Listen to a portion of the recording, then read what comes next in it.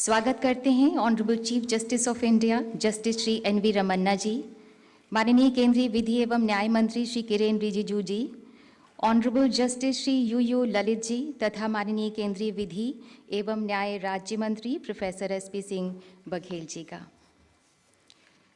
लोकतंत्र की आधारशिला न्यायपालिका और लोक प्रतिनिधियों मुख्यमंत्रियों के इस सम्मेलन, इस संगम में आप सभी विद्वत जनों का हृदय से अभिनंदन करते हैं।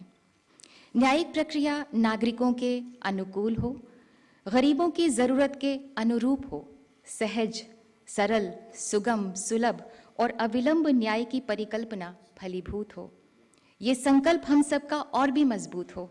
केंद्र द्वारा ऊर्जा के जरिए तथा एग्जीक्यूटिव और जुडिशरी के सामंजस्य से न्याय प्रणाली के सामने आई चुनौतियों से कैसे निपटा जाए, ये सम्मेलन इसी का मंथन है और निश्चित ही इससे अमृत की प्राप्ति होगी। ये सम्मेलन लोकतंत्र के सच्चे मूल्यों को मजबूत तो करेगा ही, भारत देश के होलिस्टिक विकास का मार्ग भी प्रशस्त करने में मील का पत्थर साबित होगा। अब हमारा निवेदन है माननीय केंद्रीय विधि एवं न्याय मंत्री श्री किरेन रिजिजू जी से कि कृपया स्वागत संबोधन दें।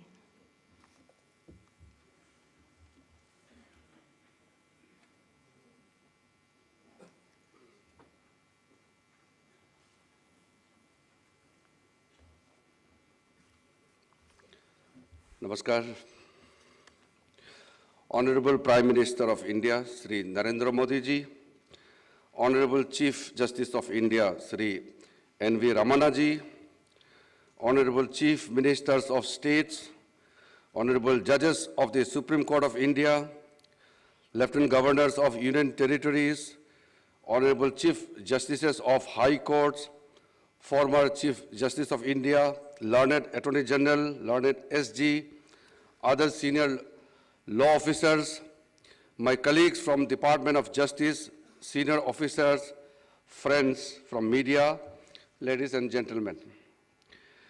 It is my honor and privilege to welcome Honorable Prime Minister to the joint conference of Chief Ministers of States and Chief Justices of High Courts, an event aimed to deliberate on ways to deliver timely, affordable, and quality justice to the citizens of this country. We are grateful to you, sir, for sparing your valuable time for this event, and we look forward to your valuable guidance. I extend a hearty welcome to Honorable Chief Justice of India to this confluence of heads of executive and judiciary. With great pleasure, I extend a warm welcome to Honorable Chief Ministers of States, Honorable Judges of Supreme Court, Lieutenant Governors of UTs, Chief Justices of High Courts, and other dignitaries. This august gathering here today is reflective of our collective commitment towards the guiding principles of this government, Sabka Saath, Sabka Vikas, Sabka Vishwas, Sabka Prayas. I am particularly energized by the presence of the Chief Ministers of the states and Chief Justices of High Courts in this conference. Your participation together can give shape and operate the idea of good governance and administration of justice. You are best placed to understand the challenges faced by the common man and measures that are needed to be adopted for enhancing access to justice in this country. This is a unique opportunity for an honest and constructive dialogue between the government and judiciary on finding concrete solutions for efficient delivery of justice. A lot was achieved in the last joint conference held in April 2016. I'm happy and encouraged to note that a lot of ground has since been covered over the last 6 years. This is all due to some praiseworthy collaboration between the executive and judiciary at both central and state levels. I'm happy to state that the centrally sponsored schemes for development of infrastructure facilities for judiciary has been extended till 2025-26 with the budgetary outlay of 9,000 crore, including the central share of 5,307 crore. The COVID pandemic has hard hit our judiciary delivery mechanism. Embarking on the Digital India vision of Honorable Prime Minister, the e-court integrated mission mode project was launched with an objective of improving access to justice using technology. Under the project, 18,735 courts across the country have been computerized. Our courts have risen to the occasion and made use of innovative information and communication technology means to keep justice system accessible to common man through e-filing of cases and hearing through video conferencing. Supreme Court has emerged as a global leader with more than 2.8 lakh virtual hearing. The high courts and district courts together have conducted nearly 1.84 crore virtual hearings. Another significant contribution under the e-court project is National Judicial Data Grid, through which lawyers and litigants can access case status information of over 20.23 crore cases and 17.22 crore orders and judgments pertaining to these courts. The data is uploaded on real-time basis by the connected courts. Yet another landmark achievement of e-courts project in the country is the setting up of virtual courts. There are 17 virtual courts functioning in 13 states and UTs, which primarily deal with petty traffic offenses. These courts have covered nearly 1.39 crore cases and realized 236.88 crore online fines. Besides being environmentally friendly, as cases are adjudicated in a paperless manner, it has led to saving of judicial manpower and added to the convenience of the citizens. An array of legislative and policy reforms have been launched to strengthen the enforcing contracts regime under the ease of doing business initiative of the government. For speedy resolution of commercial cases, the Commercial Courts Act 2015 was passed and again amended in 2018, which led to the establishment of dedicated commercial courts for the first time in Delhi, Mumbai, Kolkata, and Bengaluru, with dedicated infrastructure and exclusive judicial officers and staff. This has led to the focused attention on commercial disputes resolution and their speedy disposal. As part of the agenda of this meeting, it is proposed that in case more than 500 commercial disputes are pending, state governments may consider establishing one more dedicated commercial court for the same. In cases where the pendency is less than 500 commercial disputes, establishment of designated commercial courts may be considered to aid efficient and timely disposal of commercial cases. Emphasis has been made to promote alternative dispute resolution mechanism. The Mediation Bill 2021 is introduced in the Parliament, which is in furtherance of the endeavor of the government to provide parties to a dispute an efficacious remedy avoiding recourse to litigation. I take this opportunity to laud the efforts of NALSA in taking steps to introduce online filing of pre-institution mediation and organizing e-lok adalats, especially during pandemic. I particularly laud all the panel lawyers, paralegal volunteers under SLS, DLSS, and taluka level state authorities for their outstanding contribution in spreading legal awareness and providing legal aid to citizens in remote corners of the country. I am very happy to inform that Department of Justice is entering into an agreement with NALSA with an aim to create a synergy between schemes, especially Telelaw and Nyay Bandhu. This agreement will facilitate expansion of telelaw services through trained lawyers in every district of the country.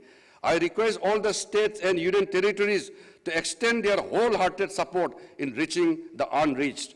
I would like to remind that in order to ensure free and fair delivery of justice, it is extremely important that court complexes work in a safe and sound environment.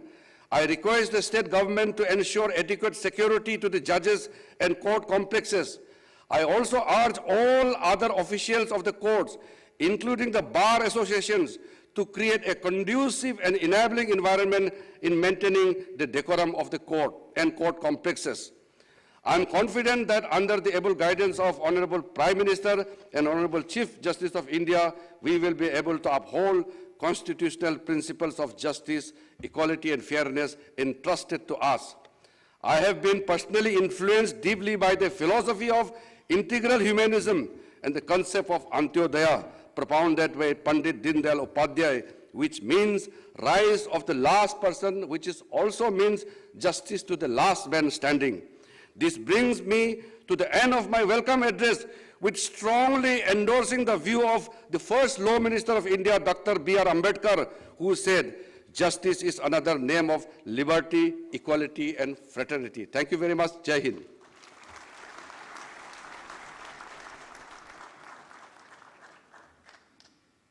बहुत बहुत धन्यवाद माननीय आपका। और अब हमारा विनम्र आग्रह है honourable chief justice of India justice Shri N V. Ramana ji आपसे कि कृपया अपने विचार प्रस्तुत करें।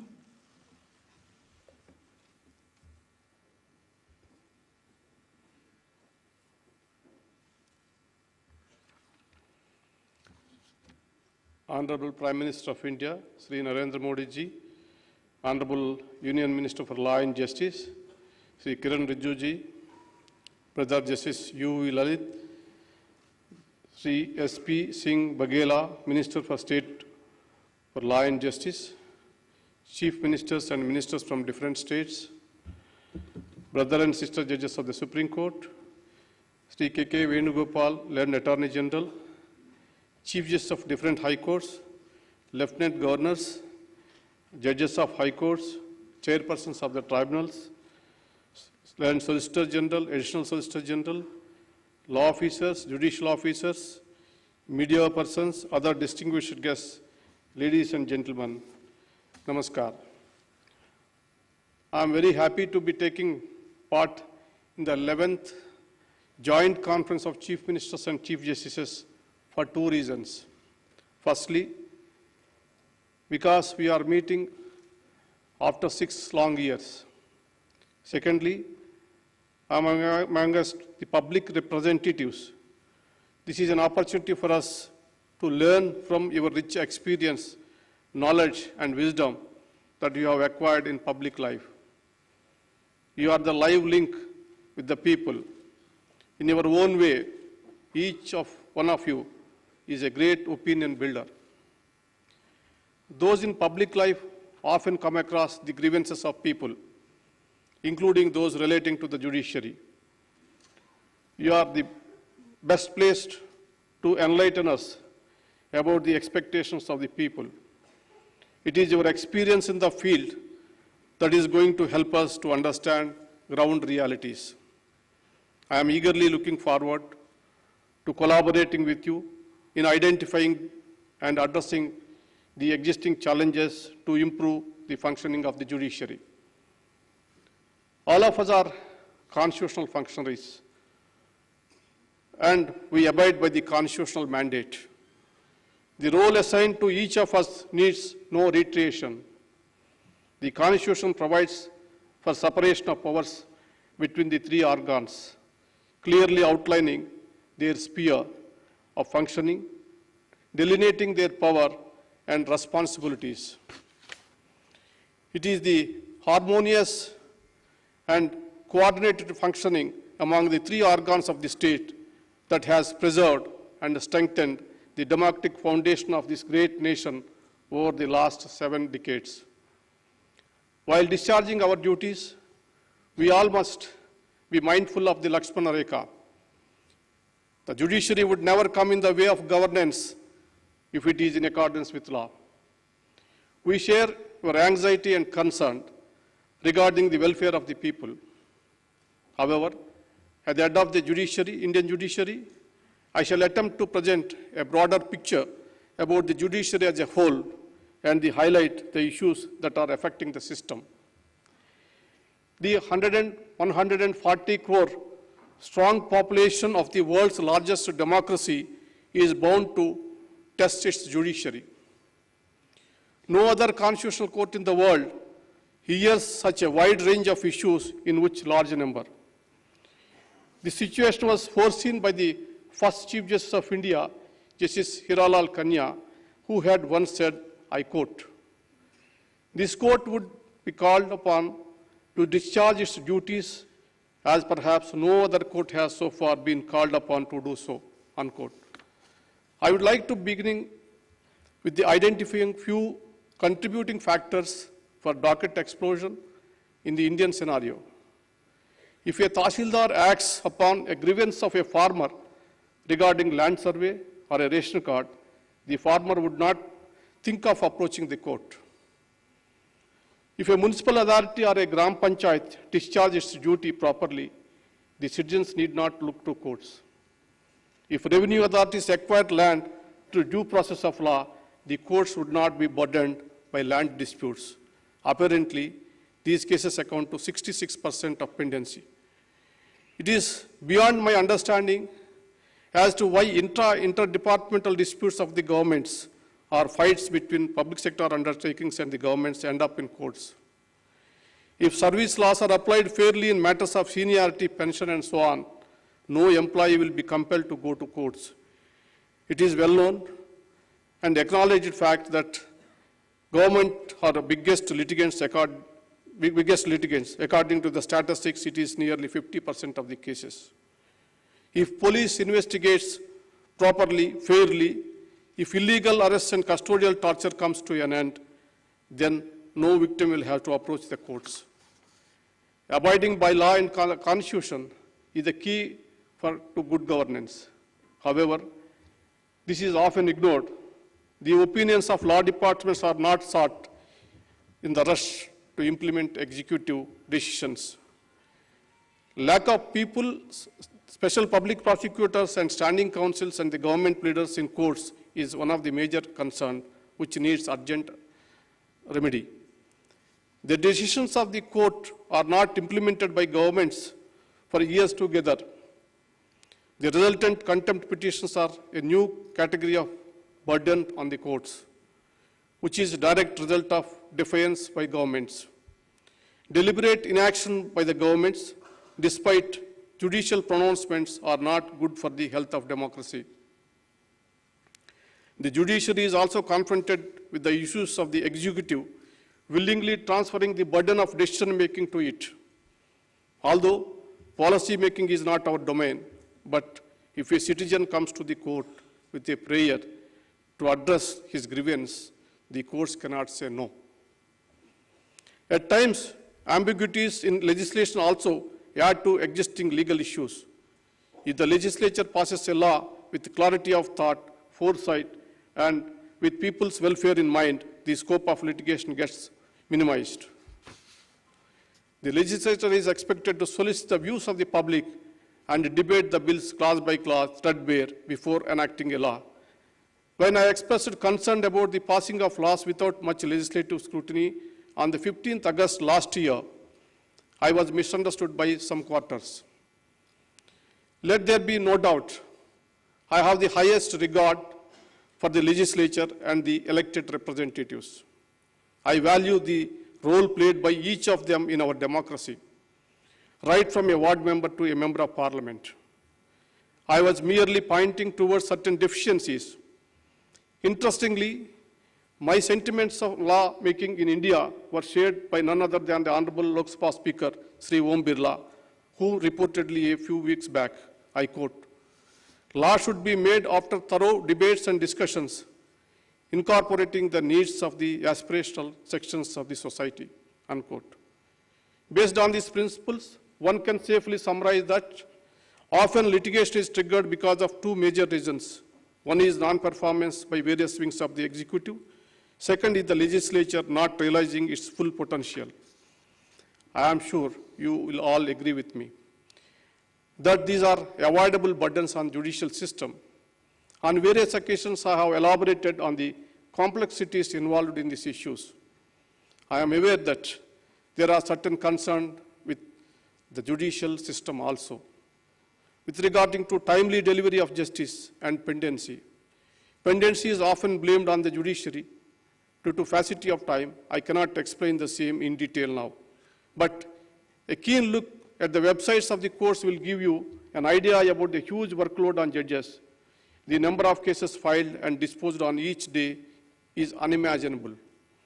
The rising number of frivolous litigations in an area of concern. For example, the well-meaning concept of public interest litigation is at times turning into personal interest litigation. No doubt, PIL has served a lot of public interest.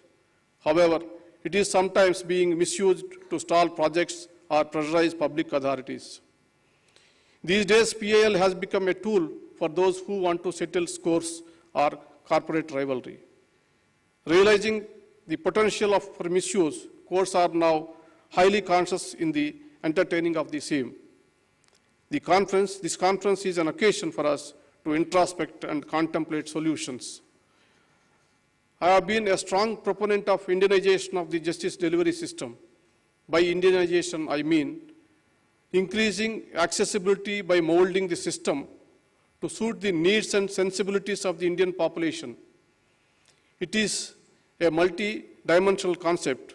It calls for inclusivity, providing access to justice, removal of language barriers, reforms in practice and procedure, development of infrastructure, filling up of vacancies, augmenting the strength of the judiciary, and so on. I am of the firm belief that judicial infrastructure, both in terms of personal and physical infrastructure, needs urgent attention. With the expanding economy and growth in population, the caseload is rising alarmingly. There is a severe gap between the existing infrastructure and the projected justice needs of the people.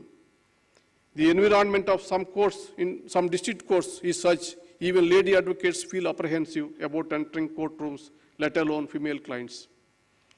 Courts, being temples of justice, should be welcoming and carry the requisite dignity and aura. To standardize and improve judicial infrastructure, I have been focusing on the creation of a special purpose vehicles, namely National Judicial Infrastructure Authority and the State Judicial Infrastructure Authorities in the lines of NALSA and SALSA. Let me make it very clear, this is not about funds. I must acknowledge that the Union government has been making reasonably budgetary allocations through its centrally sponsored schemes for this purpose. The data since the inception of the scheme since 1993 to 94 suggests that allocated funds remain underutilized due to procedural difficulties. The time has come to move on, form the present ad hoc committees to more streamlined, accountable, and organized structure. I want to dispel apprehensions emerging from certain sections on this proposal. The proposed authorities are not aimed at usurping the powers of any government. The proposed authorities will have representation from all the stakeholders. It must, however, be acknowledged that it is the judiciary which understands best its own needs and requirements. Hence, the present proposal aims to bring infrastructure development under the supervision of special purpose vehicles to be headed by the respective Chief Justices and involve the representatives of central and state governments. Another important factor in promoting access to justice is filling up of the vacancies, increasing and sanction strength of judges. Yesterday, at the Supreme Court Bar Association event, the learned Attorney General Sri K.K. Venugopal also highlighted the issue of vacancies and pendency, expressing concern about the large number of vacancies at different levels in the judiciary. He said, I quote, "How do you expect that we would be able to even make a dent in the pendency of cases?" Unquote. As on today, out of 1,104 sanctioned posts of High Court judges, there are 388 vacancies. From day one, it has been my endeavor to fill up judicial vacancies. We have made 180 recommendations for appointing in various courts during the last 1 year. Out of this, 126 appointments has been made. I thank the Government of India for clearing the names. However, 50 proposals are still waiting for approval. The High Courts have sent 100 names, which is yet to reach us. The data reveals the earnest efforts being made by the judiciary to fill the vacancies.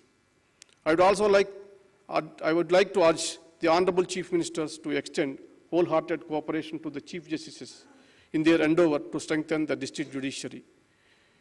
When we last met in 2016, the sanction strength of judicial officers in the country was 20,811. Now it is 24,112, which is an increase of 16% in 6 years. On the other hand, in the corresponding period, pendency in district courts have gone up 2 crores 65 lakhs to 4 crores 11 lakhs, which is an increase 54.64%.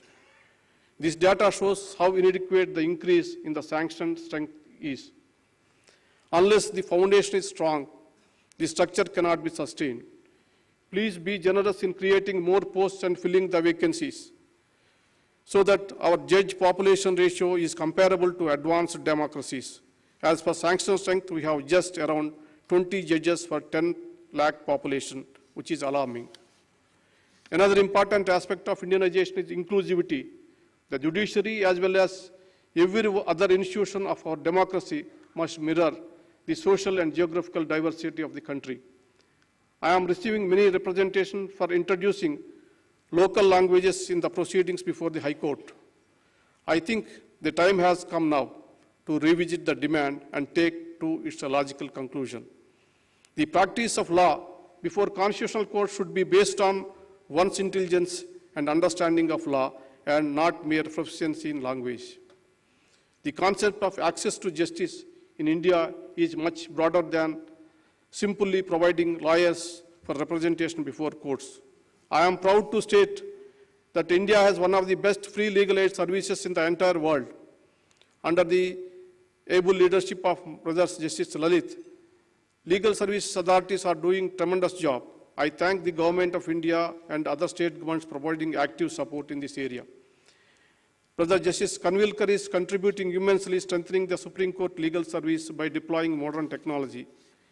Brother Justice Chandrachud is adding huge value to the e-courts project. His efforts will ultimately lead to much needed modernization of the Indian judiciary. Brother Justice L. Nageswara heading a committee of artificial intelligence, whose work I believe is going to revolutionize the way the judiciary functions. I thank each one of them. Honorable Chief Ministers and Chief Justices, all that I can say is that it is the active collaboration based on our collective wisdom that can take us forward. Please remember, it is only the judicial process that is adversarial, not the judges or their judgments. We are merely discharging our constitutionally assigned role.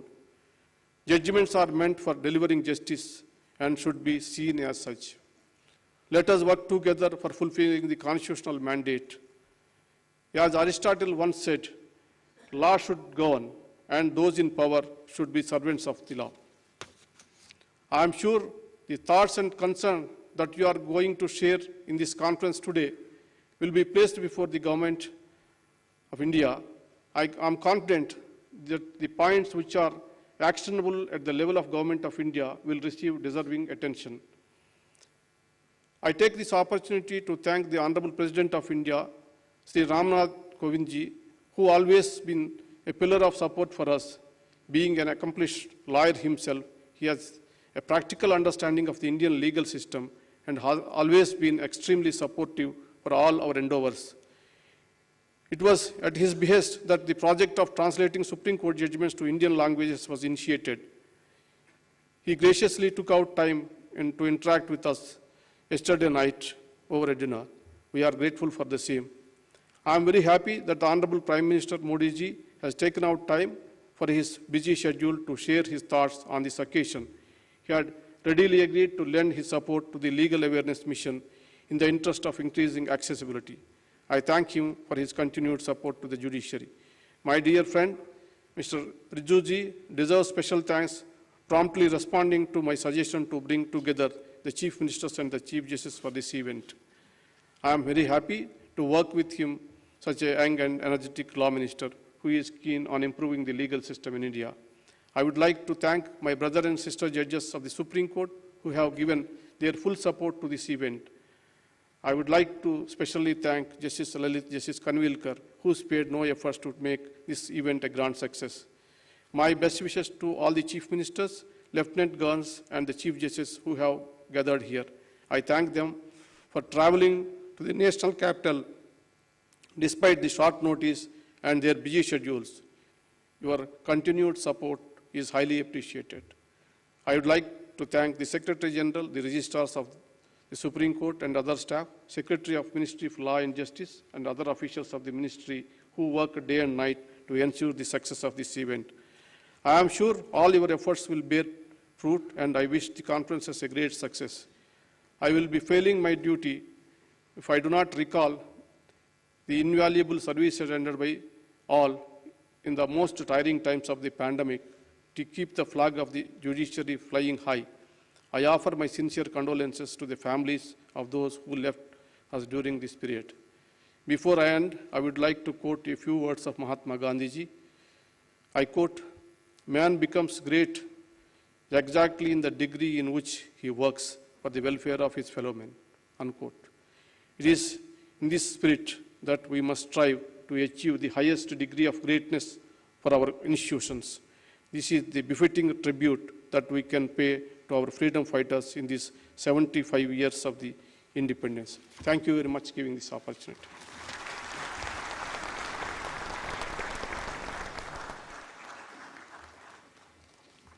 बहुत बहुत धन्यवाद माननीय आपका। माननीय प्रधानमंत्री जी के गौरवशाली नेतृत्व में न्यू इंडिया नागरिकों की आकांक्षाओं का भारत बना रहा है। सबका साथ, सबका विकास, सबका विश्वास, सबका प्रयास अब सबका उत्साह बनता जा रहा है।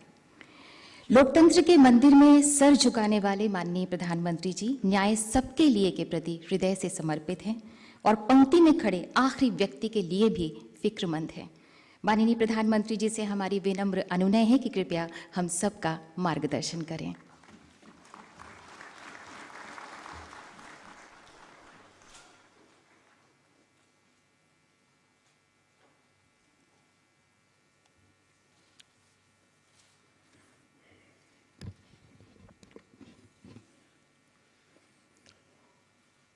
Honorable Chief Justice of India, Sri N.V. Ramana ji, Justice Sri U.U. Lilith जी, देश के कानून मंत्री श्री किरण रिजिजू जी, राज्य मंत्री प्रोफेसर S.P. सिंह बघेल जी, राज्यों के सभी आदरणीय मुख्यमंत्रीगण, lieutenant governors of UTs, honourable जजेस of the Supreme Court of India, chief justice of high courts, distinguished guests, उपस्थित अन्य सभी महानुभाव, देवी और सज्जनों,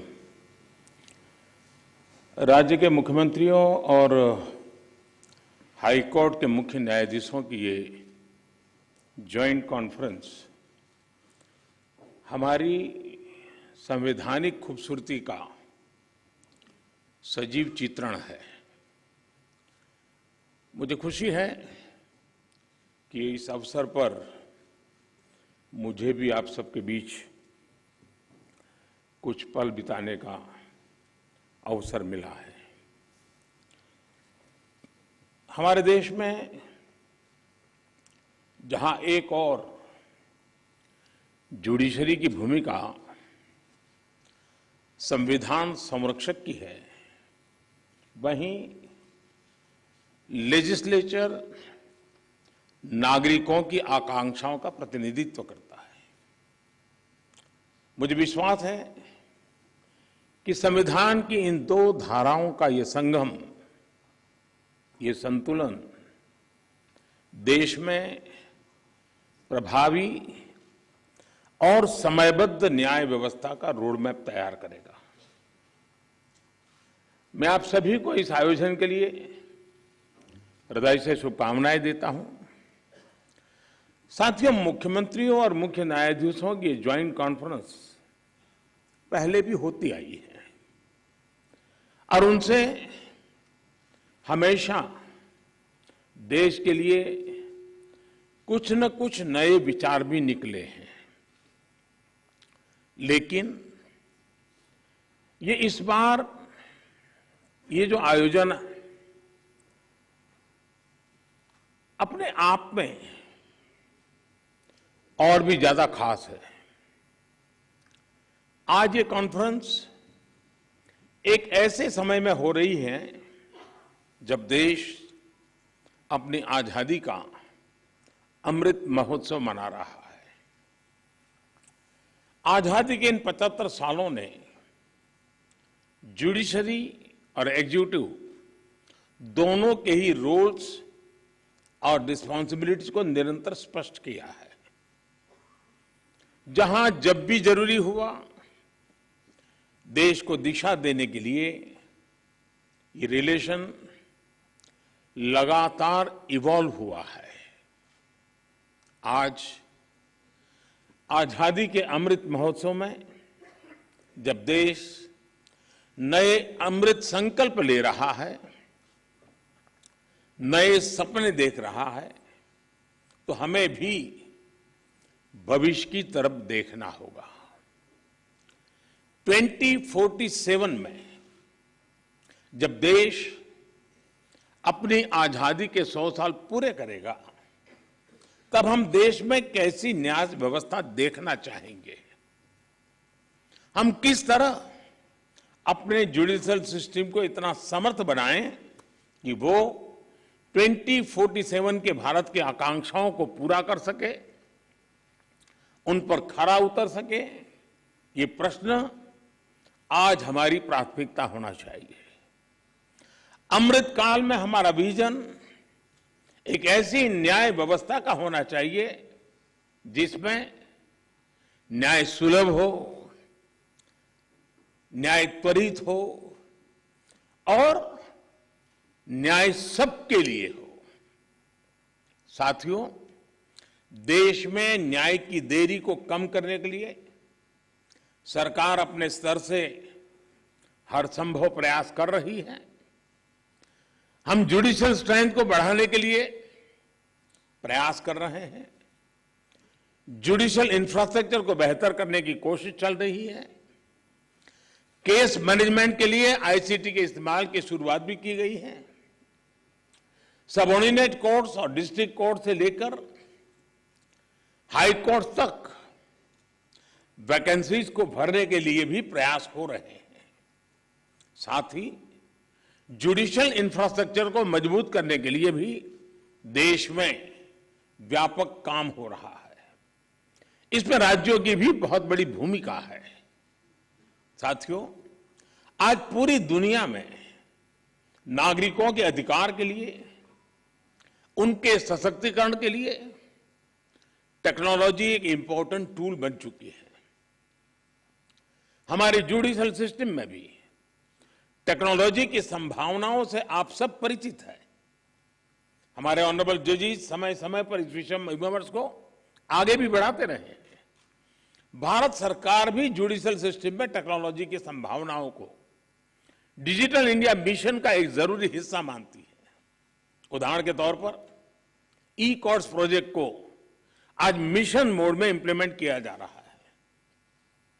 सुप्रीम कोर्ट ई कमेटी के मार्गदर्शन में जुडिशियल सिस्टम में टेक्नोलॉजी इंटीग्रेशन और डिजिटाइजेशन का काम तेजी से आगे बढ़ रहा है। मैं यहां उपस्थित सभी मुख्यमंत्रियों और हाईकोर्ट के सभी चीफ जस्टिस से भी आग्रह करूंगा कि इस अभियान को विशेष महत्व दें, इसे आगे बढ़ाएं। डिजिटल इंडिया के साथ जुडिशरी का ये इंटीग्रेशन आज देश के सामान्य मानवी की अपेक्षा भी बन गई है। आप देखिए, आज कुछ साल पहले डिजिटल ट्रांजैक्शन को हमारे देश के लिए असंभव माना जाता था। लोगों को लगता था, लोग शक करते थे, अरे ये हमारे देश में कैसे हो सकता है। और ये भी सोचा जाता है इसका स्कोप केवल शहरों तक ही सीमित रह सकता है, उससे आगे बढ़ नहीं सकता है। लेकिन आज छोटे कस्बों और यहां तक गांवों में भी डिजिटल ट्रांजैक्शन आम बात होने लगी है। ये पूरे विश्व में पिछले साल जितने डिजिटल ट्रांजैक्शन हुए, उसमें से 40% डिजिटल ट्रांजैक्शन भारत में हुए हैं।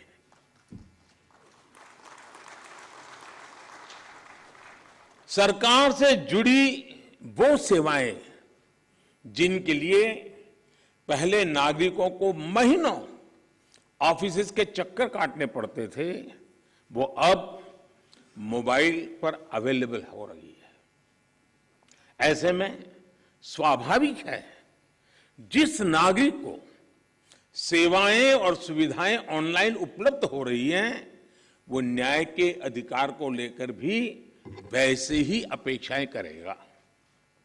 साथियों, आज जब हम टेक्नोलॉजी और फ्यूचरिस्टिक अप्रोच की बात कर रहे हैं, तो इसका एक important aspect tech friendly human resources भी है।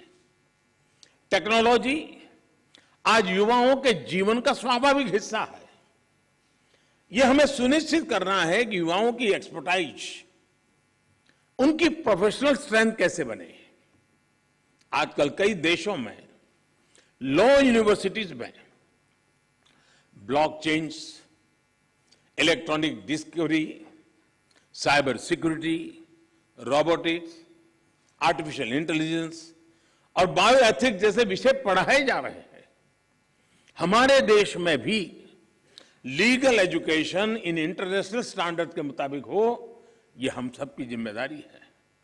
इसके लिए हमें मिलकर प्रयास करने होंगे। साथियों, हमारे शास्त्रों में कहा गया है, न्यायमूलम स्वराज्यम स्यात्, अर्थात किसी भी देश में स्वराज का आधार न्याय होता है। इसलिए न्याय जनता से जुड़ा होना चाहिए, जनता की भाषा में होना चाहिए। जब तक न्याय के आधार को सामान्य मानवी नहीं समझता, उसके लिए न्याय और राजकीय आदेश में बहुत फर्क नहीं होता है। मैं इन दिनों सरकार में एक विषय पे थोड़ा दिमाग खपा रहा हूं।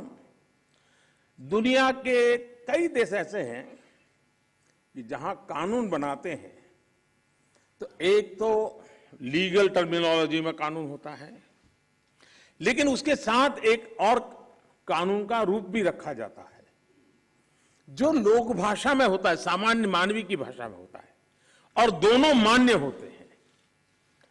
और उसके कारण सामान्य मानवी को कानूनी चीजों को समझने में न्याय के दरवाजे खटखटाने की जरूरत नहीं पड़ती है।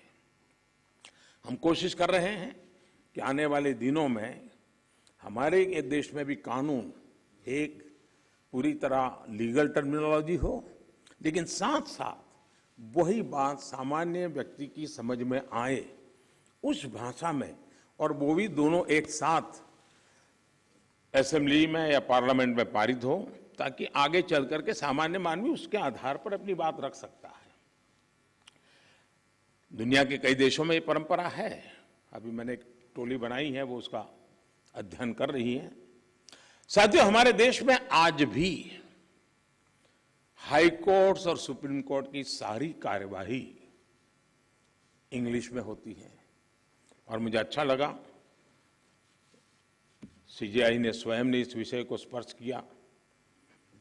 तो कल अखबारों को पॉजिटिव खबर का अवसर तो मिलेगा अगर उठा ले तो।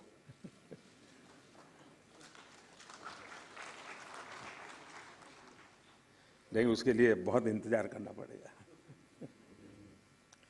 साथियों, एक बड़ी आबादी को न्यायिक प्रक्रिया से लेकर फैसलों तक को समझना मुश्किल होता है। हमें इस व्यवस्था को सरल और आम जनता के लिए ग्राह्य बनाने की जरूरत है।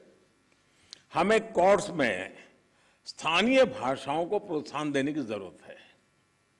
इससे देश के सामान्य नागरिकों का न्याय प्रणाली में भरोसा बढ़ेगा, वो उससे जुड़ा हुआ महसूस करेगा।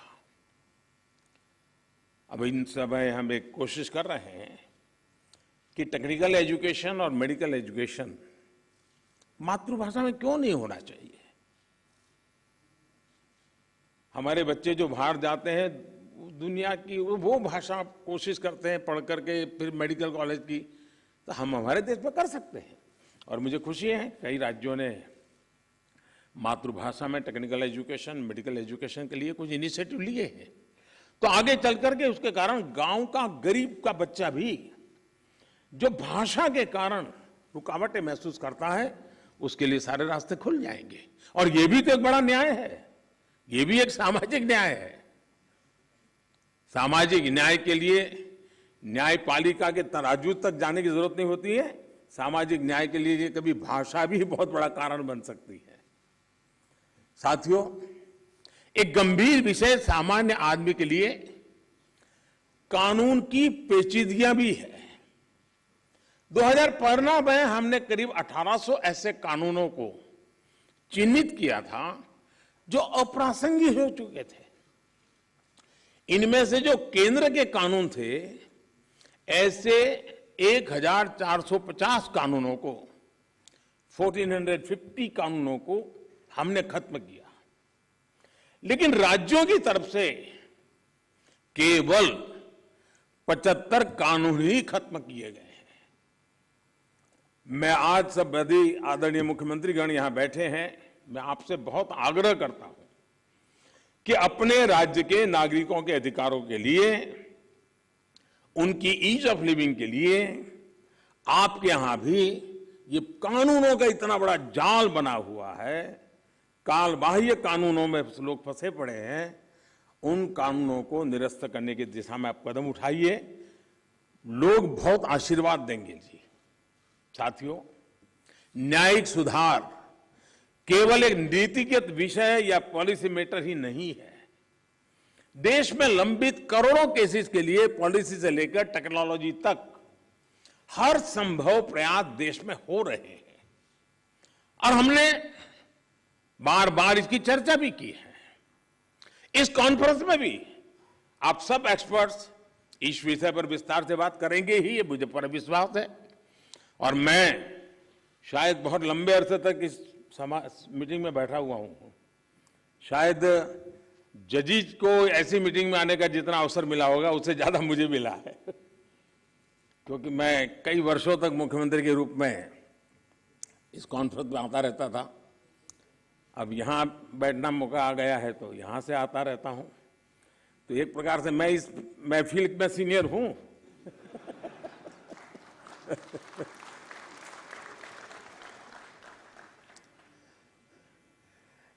साथियों, इस विषय में जब मैं बात कर रहा था तो मैं मानता हूं कि इन सारे कामों में मानवीय संवेदनाएं जुड़ी हुई है। मानवीय संवेदनाओं को भी हमें केंद्र में रखना ही होगा। आज देश में करीब 3.5 लाख प्रिजनर्स ऐसे हैं जो अंडर ट्रायल है और जेल में है। इनमें से अधिकांश लोग गरीब या सामान्य परिवारों से। हर जिले में डिस्ट्रिक्ट जज की अध्यक्षता में एक कमेटी होती है ताकि इन केसेस की समीक्षा हो सके, जहां संभव हो बेल पर उन्हें रिहा किया जा सके। मैं सभी मुख्यमंत्रियों और हाई कोर्ट के जजेस से अपील करूंगा कि मानवीय संवेदनाओं, उन संवेदनाओं और कानून के आधार पर इन मामलों को भी अगर संभव हो तो प्राथमिकता दी जाए। इसी तरह न्यायालयों में और खासकर स्थानीय स्तर पर लंबित मामलों के समाधान के लिए मध्यस्थता, मीडिएशन भी एक महत्वपूर्ण जरिया है। हमारे समाज में तो मध्यस्थता के जरिए विवादों के समाधान की हजारों साल पुरानी परंपरा है।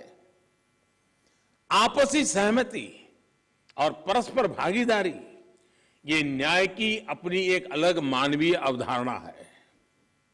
अगर हम देखें तो हमारे समाज का वो स्वभाव कहीं ना कहीं अभी भी बना हुआ है। हमने हमारी उन परंपराओं को खोया नहीं है। हमें इस लोकतांत्रिक व्यवस्था को मजबूत बनाने की जरूरत है। और जैसे चीफ साहब ने ललित जी की तारीफ की, मैं भी करना चाहूंगा। उन्होंने पूरे देश में भ्रमण किया, हर राज्य में गए इस काम के लिए, और सबसे बड़ी बात है कोरोना काल में गए।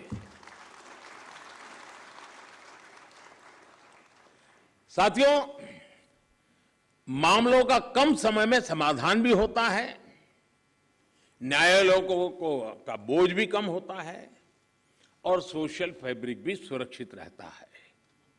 हमने इसी सोच के साथ संसद में मीडिएशन बिल को भी एक अम्ब्रेला लेजिस्लेशन के रूप में भी पेश किया है। अपनी रीच लीगल एक्सपर्टाइज के साथ हम मीडिएशन से सॉल्यूशन की विधा में ग्लोबल लीडर बन सकते हैं। हम पूरी दुनिया के सामने एक मॉडल पेश कर सकते हैं। मुझे पूरा भरोसा है कि प्राचीन मानवीय मूल्यों और आधुनिक अप्रोच के साथ इस कॉन्फ्रेंस में ऐसे सभी विषयों पर आप सब विद्वज्जन विस्तार से चर्चा करके, मंथन करके उस अमृत को लाओगे जो शायद आने वाली पीढ़ियों तक काम आएगा। इस कॉन्फ्रेंस में जो नए आइडियाज निकलेंगे, जो नए निष्कर्ष निकलेंगे, वो नए भारत की आकांक्षाओं को पूरा करने का माध्यम बनेंगे। इसी विश्वास के साथ मैं फिर एक बार आप सबके मार्गदर्शन के लिए मैं आपका आभारी हूं और मैं सरकार की तरफ से ये विश्वास दिलाता हूं कि देश के न्याय व्यवस्था के लिए सरकारों ने जो करना होगा, चाहे राज्य सरकार हो, केंद्र सरकार हो, वो भरसक प्रयास करेगी ताकि हम सब मिलकर के देश के कोटि कोटि नागरिकों की आशा अपेक्षाओं को पूर्ण कर सके और 2047 में देश जब आज़ादी के 100 साल मनाए तब हम न्याय के क्षेत्र में भी और अधिक गौरव के साथ, और अधिक सम्मान के साथ, और अधिक संतोष के साथ आगे बढ़ें। यही मेरी बहुत बहुत शुभकामना है। बहुत बहुत धन्यवाद।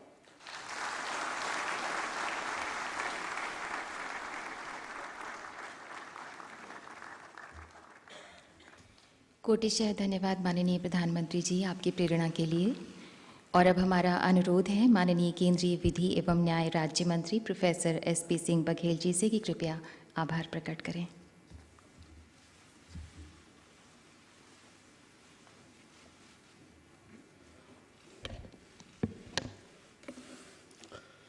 माननीय प्रधानमंत्री श्री नरेंद्र मोदी जी, भारत के मुख्य न्यायाधीश माननीय श्री न्यायमूर्ति NV रमन्ना जी, माननीय विधि एवं न्याय मंत्री श्री किरण रिजिजू जी, माननीय श्री न्यायमूर्ति UU ललित जी, राज्यों के माननीय मुख्यमंत्रीगण, उच्चतम न्यायालय के माननीय न्यायाधीशगण, संघ राज्य क्षेत्रों के उपराज्यपाल एवं प्रशासक, सभी उच्च न्यायालयों के मुख्य न्यायाधीश, राज्यों के कानून मंत्री, गणमान्य व्यक्तियों, देवियों एवं सज्जनों, नमस्कार। उद्घाटन सत्र के समापन पर धन्यवाद प्रस्तुत करते हुए मुझे अत्यधिक हर्ष का अनुभव हो रहा है। सबसे पहले मैं इस सम्मेलन में अपना बहुमूल्य समय देकर उपस्थित होने के लिए माननीय प्रधानमंत्री जी को धन्यवाद देना चाहता हूं।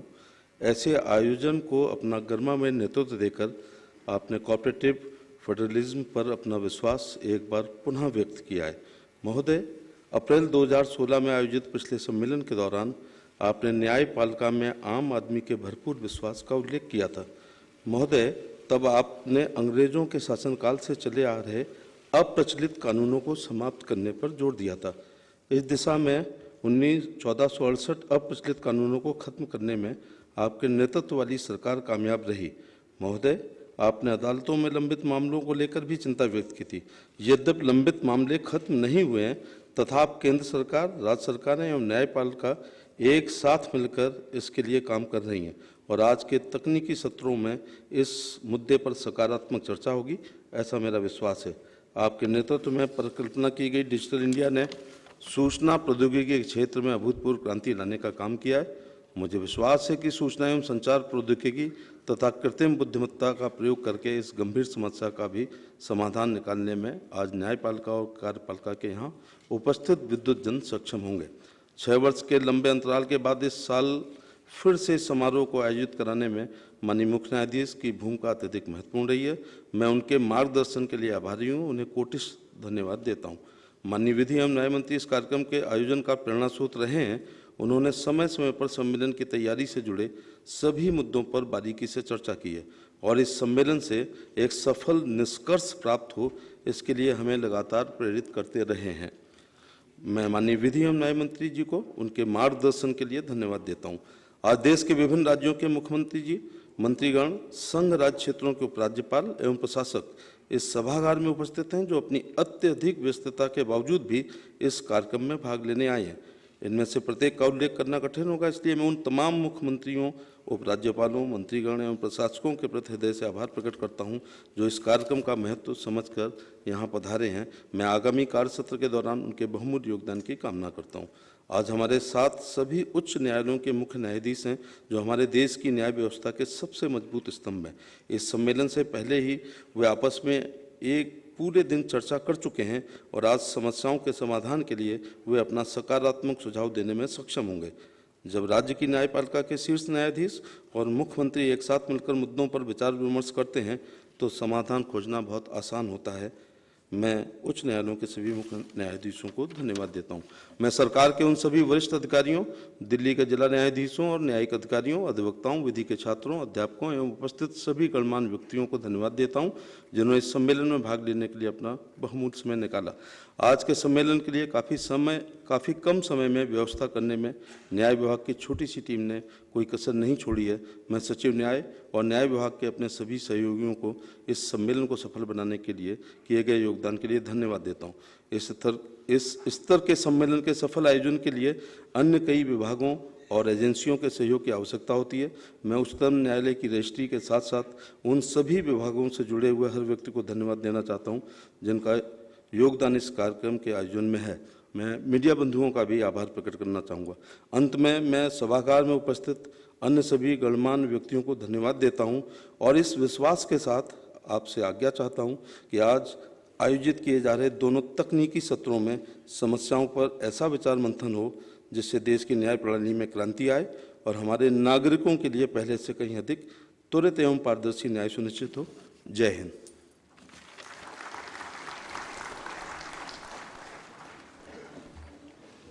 धन्यवाद माननीय राज्य मंत्री जी।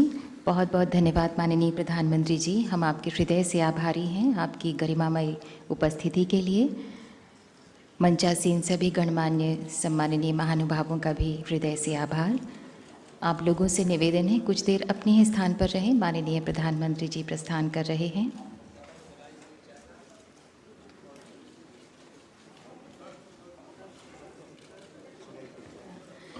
आप सभी चाय पर सादर आमंत्रित हैं। आप सभी चाय पर सादर आमंत्रित। तो अभी आप ये सीधी तस्वीरें देख रहे थे नई दिल्ली के विज्ञान भवन से, जहां उच्च न्यायालयों के